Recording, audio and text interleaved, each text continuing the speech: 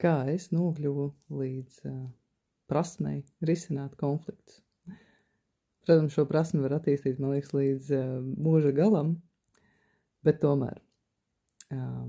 Es esmu cilvēks ar tādu ļoti filozofisku mindsetu, prātu.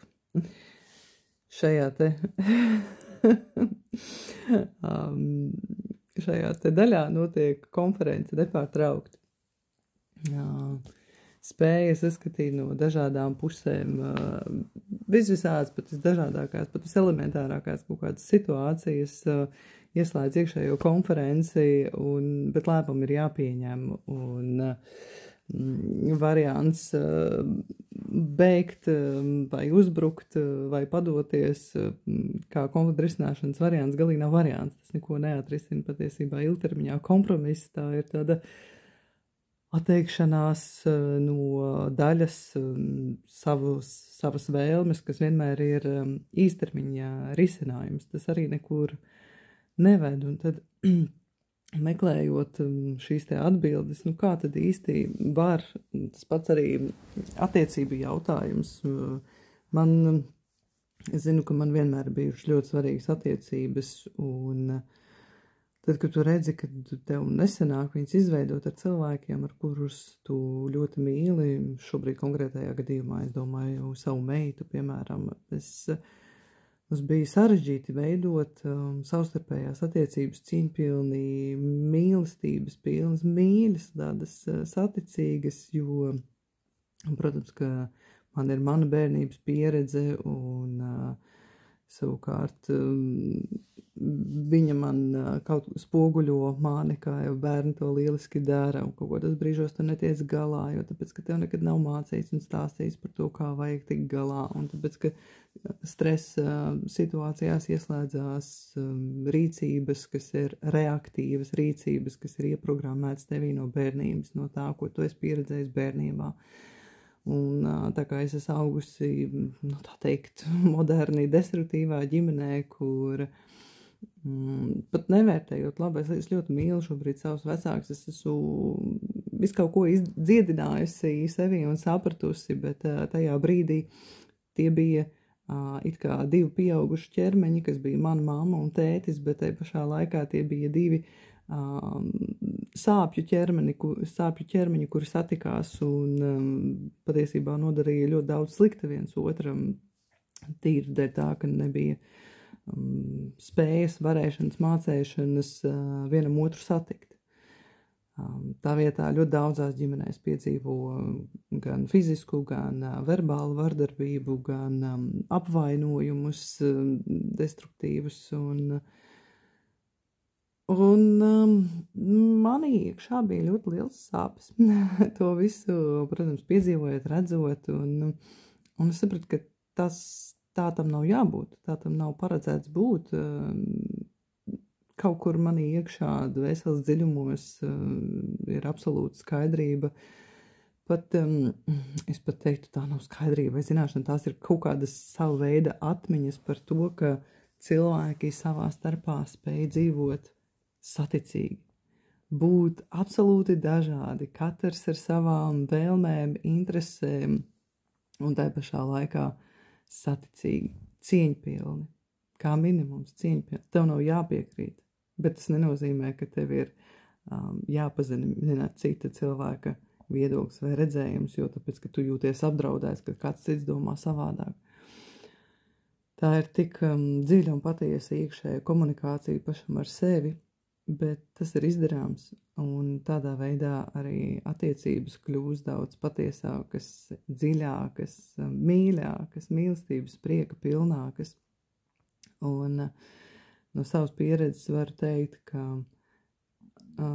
nemākot atrisināt konfliktus, sekojot kaut kādām reakcijām, paterniem, attiecības pat ar vistuvākajiem cilvēkiem var ļoti viegli sabojāt. Grūti viņas ir pēc tam atjaunot, bet var. Un tas bija noticis arī ar mani, kur es absolūti sabojāju attiecības ar savu meitu. Viņai ir raksturs ļoti spēcīgs. Man arī. Un līdz tādām trakām situācijām, par kurām negribās runāt. Bet mēs atradām sevī spēkus, un man ļoti palīdzēja es mērķiecīgi meklēju, apgūstu zināšanas, informācijas par to, kādā veidā var savādāk, un kas tad īsti konflikts tāds ir, jo patiesībā tas ir neizbēgams, jebkura cilvēka dzīves notikums, kurš var būt ļoti destruktīvs, ja mēs viņu nemākam risināt, ja mēs ejam emocijās, ja mēs vainojam citus, ja mēs vainojam sevi, meklējam attaisnojošos iemeslus un tā tālāk. Tas sagrauj attiecības gan ar sevi, gan ar apkārtējiem. Bet te pašā laikā, ja mēs to atrisinām tiešām cieņpilni, godīgi, arī godīgi pret sevi, tad tā ir fantastiska izaugsme.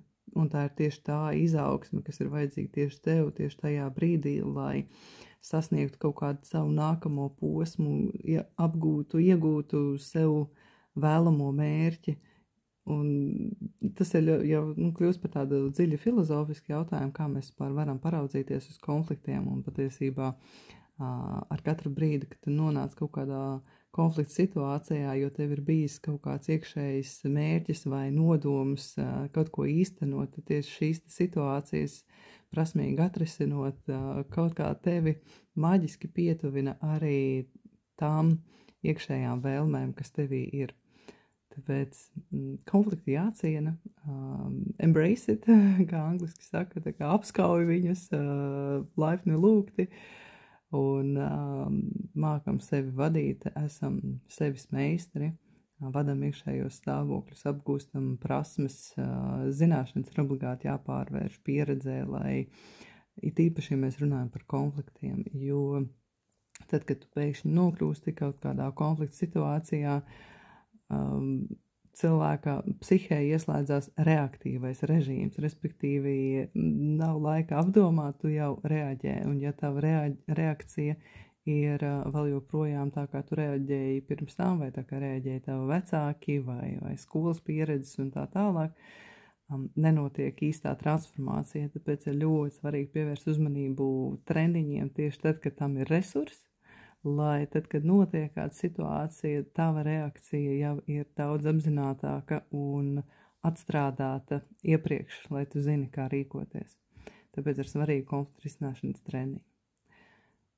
Lūk, ja tev interesē šī joma, dod ziņu, labprāt pastāstīšu vairāk, kā arī citreiz ir grūti pašiem atrisināt konfliktus un ir vajadzīgs cilvēks, kurš no malas var uzdot atbilstošos jautājumus vai būt tas cilvēks, tas gids pa vidu tam, lai ar mērķi tiešām konfliktu atrisināt un atrast katras iesaistītās puses, vienalga, vai tā ir 1, 2, 5 vai 10 izaugsmi.